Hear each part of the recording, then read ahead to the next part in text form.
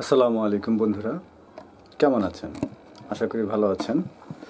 তো আজকে এমন একটা টপিক নিয়ে আপনাদের সাথে কথা বলবো, যেটা প্রত্যেকটা মানুষের আসলে হয়তো ফেস করতে হয়। যেমন আমরা যখন বাস বা কোথাও আপনার সফর করি, সেই সময় আমাদের ভাড়ার প্রয়োজন হয়। বিভিন্ন জায়গায় বাজারঘাট করতে গেলেও আমাদের টাকা দিয়েই লেনদেন করতে হয়। তো অনেক সময় হয় কি যে ছিঁড়ে টাকা পাওয়া যায়। বেশিরভাগ ক্ষেত্রে বাস থেকে যখন আমরা চলাচল করি, বাসের মধ্যে যাতায়াত করি, তখন বেশিরভাগই সময় ছিঁড়ে টাকা দিয়ে দেয়। আর ছিঁড়ে টাকা দিয়ে দিলে ওই ছিঁড়ে টাকাটা চালাইতে আমাদের সমস্যা হয়ে যায়। এখন অনেক সময় দেখা যায় যে দেখেও নেওয়ার সুযোগ থাকে না, অনেক চেক করে নেওয়ার পরও দেখার সুযোগ থাকে না। অনেকে আবার খুব চিন্তিতভাবেই টাকাটা নেন, খুব দেখে শুনে নেন।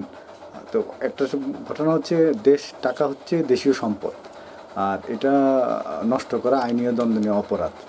অনেক সময় অনেকভাবে রাখার জন্য টাকাটা নষ্ট হয়ে যায়, অনেকে অনেকভাবে টাকাটা অনেক জায়গায় রেখে ভিজে যায়, বিভিন্নভাবে নষ্ট হয়। তো এখন আসলে আমাদের দেশের জনগণ হিসেবে আমাদের কর্তব্যটা কী? আমার মনে হয় যে আসলে একটা মানুষ যদি চিন্তা করে যে আমি একটা ভালো কাজ করব, এটাও ভালো কাজের একটা অন্তর্ভুক্ত, এটাও ভালো কাজ। যেমন আমি যেটা করি, ছেঁড়া টাকাগুলো আমি পেলে এগুলো সব সংগ্রহে রেখে দিই।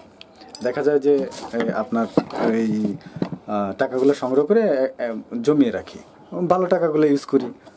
ছেঁড়াগুলো তো শেষ ফিনিশিংয়ে আমি আবার এই টাকাগুলো চালানোর জন্য এই টাকাগুলোর রিপেয়ার করি, যেমন অপারেশন করি আর কি। তো আপনি যদি এই টাকাগুলো এইভাবে জমিয়ে রাখেন, অথবা টাকাগুলো ঠিক সচল রাখার জন্য চেষ্টা করেন, তাহলে আরেকজনের জন্য সুবিধা হয় এবং টাকাগুলো চলতে সুবিধা হয়। তাহলে আপনাকে খুব বেশি কষ্ট পোহাতে হবে না, সামান্যতেই আপনি জিনিসটা পারবেন। যেমন এরকম একটা কস্টেপ কিনে নেবেন, আমি 10 টাকা দিয়ে কিনে নিচ্ছি, এরকম একটা কস্টেপ কিনে নেবেন। আর এই ধরনের একটা কাঁচি হয়তো আপনাদের প্রয়োজন পড়বে।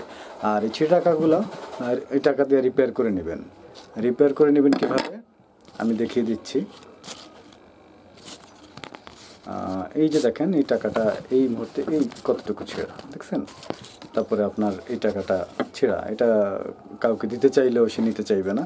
এই টাকাটা দেখেন ছেঁড়া, কাকে দিতে চাইলেও নিতে চাইবে না। তাহলে আপনাকে এটাকে একটু সযত্নে যত্ন করে নিলে, আপনি যদি এইরকম সবাই করতে থাকেন, তাহলে দেখা যাবে কি টাকাটা চালাইতে আমাদের সমস্যা হবে না, এবং আমরা দেশীয় সম্পদের একটা চিন্তাভাবনা আমাদের মাথার ভিতরে, একটা দরদ আমাদের ভিতরে আসবে। আর টাকাটা ব্যবহার করার সময় আসলে আমাদের উচিত যে একটু দেখে ব্যবহার করা, যাতে টাকাটা ছেড়ে না যায়, কারণ এই টাকাটা খুব জরুরি, এটা ছাড়া তো চলা অসম্ভব।